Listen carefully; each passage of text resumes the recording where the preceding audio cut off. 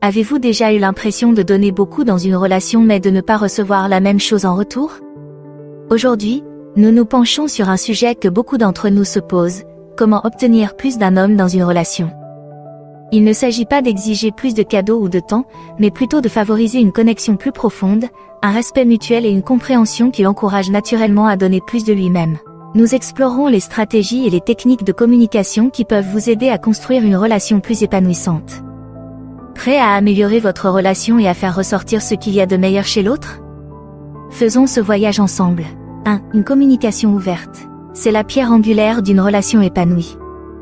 Il s'agit de créer un espace où les deux partenaires se sentent à l'aise pour exprimer ouvertement leurs pensées, leurs sentiments et leurs désirs. L'essentiel est de s'engager dans ces conversations sans blâme ni jugement, en abordant chaque dialogue avec honnêteté et avec la volonté de comprendre plutôt que d'être compris. Ce type de transparence renforce la confiance et approfondit l'intimité, car chaque partenaire sait que sa voix est entendue et que ses sentiments sont appréciés. Encourager ce niveau de dialogue ouvre la voie à une relation plus connectée et plus harmonieuse, où les deux individus peuvent réellement s'épanouir ensemble. 2. Appréciation. L'appréciation dans une relation agit comme un renforcement positif, en reconnaissant les efforts et les contributions de votre partenaire, qu'il s'agisse de grands gestes ou d'actes de gentillesse quotidiens.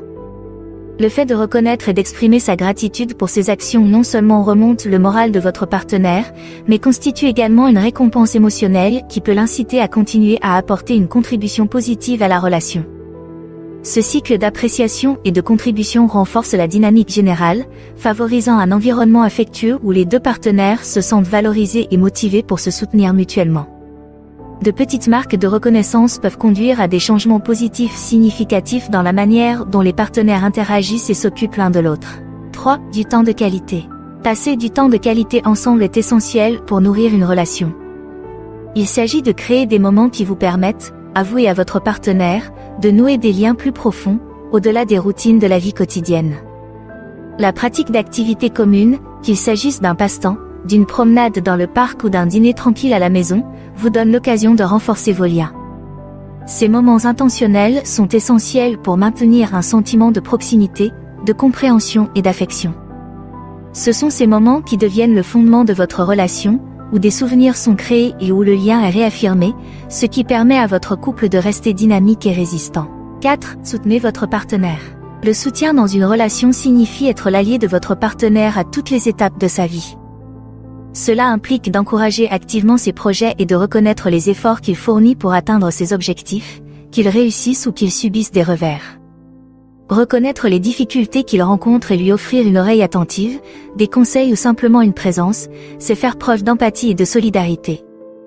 En les encourageant, vous contribuez à renforcer leur confiance et leur résilience, en leur faisant comprendre qu'ils ne sont pas seuls. Ce soutien indéfectible peut être le vent qui souffle sous leurs ailes, les inspirant souvent à atteindre de nouveaux sommets tout en veillant à ce que les fondations de la relation restent solides et solidaires. 5. Prendre soin de soi. Prendre soin de soi est un élément essentiel du bien-être personnel et d'une relation saine. Prendre le temps de s'occuper de ses propres besoins physiques et émotionnels témoigne d'un engagement en faveur de son bien-être. Il s'agit de reconnaître que l'on ne peut pas verser de l'eau dans une tasse vide et de comprendre que prendre soin de soi n'est pas égoïste mais nécessaire. Cet acte de préservation et d'amélioration de soi n'est pas seulement bénéfique pour vous, il est aussi une source d'inspiration pour votre partenaire. Il l'encourage subtilement à donner la priorité à son bien-être. Une personne équilibrée rayonne de positivité, ce qui peut être contagieux, favorisant une relation où les deux partenaires s'épanouissent individuellement et ensemble. 6. Des objectifs communs. Fixer des objectifs mutuels cimente un partenariat avec une direction et un objectif partagé.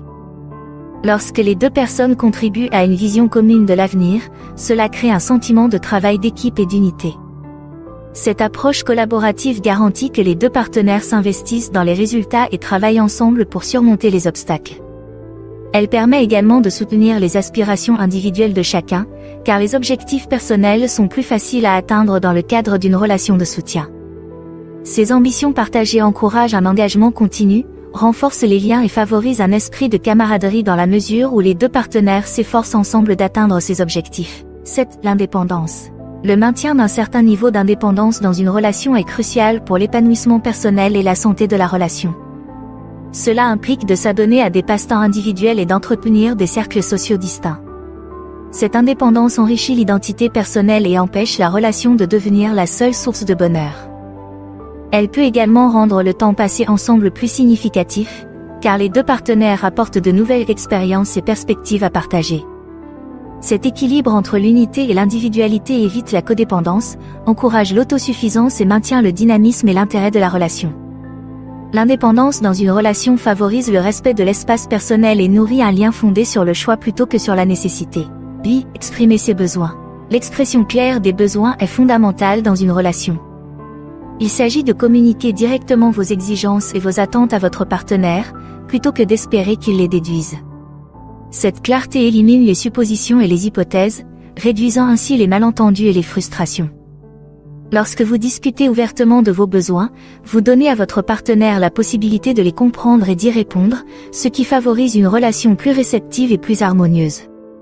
Vous donnez également l'exemple d'une communication saine, en encourageant votre partenaire à faire de même en exprimant ses propres besoins. Cette transparence est essentielle à la construction d'une base solide où les deux partenaires se sentent écoutés et où leurs besoins sont respectés. 9. L'écoute. Une bonne écoute ne se limite pas à entendre des mots, il s'agit d'un processus actif d'engagement dans lequel vous accordez toute votre attention aux expressions de votre partenaire. Il s'agit de comprendre les émotions et les intentions qui se cachent derrière ces mots, ce qui peut valider ses sentiments et ses expériences. En l'écoutant attentivement, vous lui montrez que ses pensées sont importantes et que vous les appréciez. Cet acte d'écoute favorise la création d'un environnement propice où l'on peut partager ouvertement sans craindre d'être jugé. Il les encourage et les conforte, souvent plus que n'importe quel conseil. Savoir écouter est essentiel pour la confiance et l'empathie dans une relation, car cela permet à votre partenaire de se sentir vraiment vu et compris. 10. Enseigner par l'exemple. Montrer l'exemple est une méthode puissante pour inspirer le changement dans une relation. En montrant les comportements que vous souhaitez voir chez votre partenaire, comme l'ouverture et l'implication, vous créez un précédent pratique qu'il devra suivre. Lorsque vous vous engagez activement dans une communication ouverte, que vous vous montrez vulnérable et que vous participez aux responsabilités communes, votre partenaire est naturellement encouragé à faire de même. Cette forme non verbale d'enseignement par l'action peut souvent être plus persuasive que les mots seuls. En incarnant les qualités que vous appréciez, vous créez un modèle vivant pour votre partenaire, en lui montrant les avantages de ses comportements dans les limites sûres de votre relation. 11. Signes non-verbaux. Les signaux non-verbaux sont un élément essentiel de la communication dans les relations, car ils transmettent souvent plus de choses que les mots ne peuvent le faire. L'attention portée au langage corporel, au contact visuel, aux expressions faciales et aux gestes permet de comprendre les sentiments et les intentions de votre partenaire. Ces signaux peuvent indiquer le confort, l'amour, la frustration ou la déconnexion, souvent avant même qu'un seul mot ne soit prononcé. Être à l'écoute de ces signaux améliore la compréhension et l'empathie, ce qui permet une interaction plus réceptive et connectée.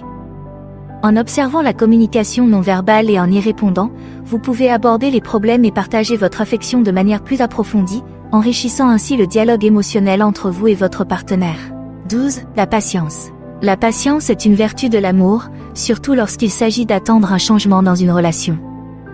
Il est essentiel de reconnaître que le développement personnel et les ajustements de comportement ne se font pas du jour au lendemain.